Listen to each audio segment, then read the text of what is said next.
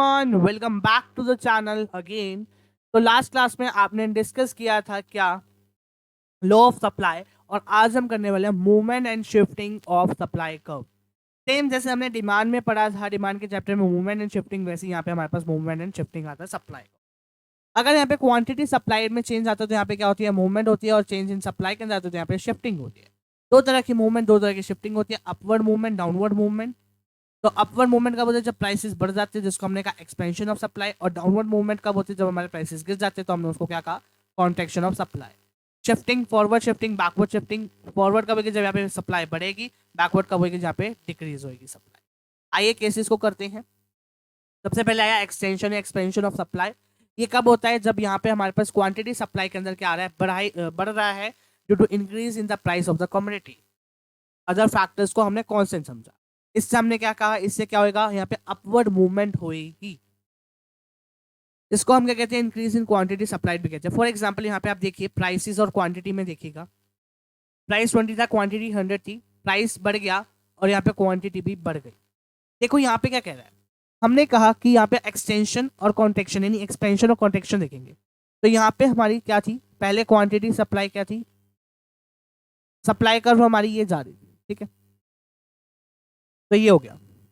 अगर हम देखिए हमारा प्राइसेस 20 से 25 हो जाएगा, तो यहाँ पे हमारे पास सप्लाई कर्व यहाँ पे आएगी। 25 से अगर हम इसको एक्सटेंड करके जाएंगे सप्लाई कर्व तक, तो ये आएगा।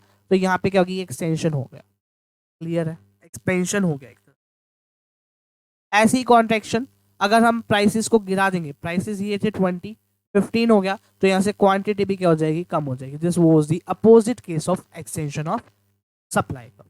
चेंज इन सप्लाई में increase in supply, decrease in supply आता है। अगर यहाँ पर राइटवर्ड शिफ्ट होता है, फॉर एग्जांपल सप्लाई कर्व ये थी, इसकी नॉर्मल प्राइस ये था, क्वांटिटी ये था, सप्लाई कर्व आगे शिफ्ट हो गई। आगे शिफ्ट होने से क्या हुआ, प्राइसेस तो कांस्टेंट रहे लेकिन क्वांटिटी आपकी क्या होगी, बढ़ गई। तो this was the situation of increase in supply. Decrease in supply में क्या होता है, यहाँ पर अब ये आपकी सप्लाई कर्व थी अकॉर्डिंगली, ठीक है, ये सप्लाई कर्व थी, डिक्रीज होगी, इधर शिफ्ट होगी बैकवर्ड। तो यहाँ से क्या हुआ, प्राइसेस तो क्या रहे, सेम रहे, लेकिन क्वांटिटी क्या होगी, कम हो गई। उसमें बढ़ गई थी, इसमें क्या होगी, कम हो गई थी, ठीक है। आपको पता ही है कि सप्लाई में पॉजिटिव इंपैक्ट होता है। अगर हमारा प्राइसेस बढ़ेंगे तो सप्लाई बढ़ेगी, प्राइसेस कम होंगे तो सप्लाई भी कम होगी, ठीक है ना।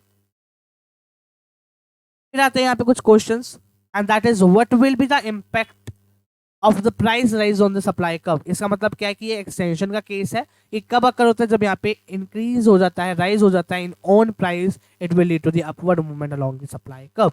और फॉल कब होगी, यानी कॉन्ट्रैक्शन ऑफ सप्लाई, और उसकी फिर डेफिनेशन हमने कर दिया, उसमें लिख दिया डाउनवर्ड मूवमेंट होती है अलोंग द सप्लाई कर्व।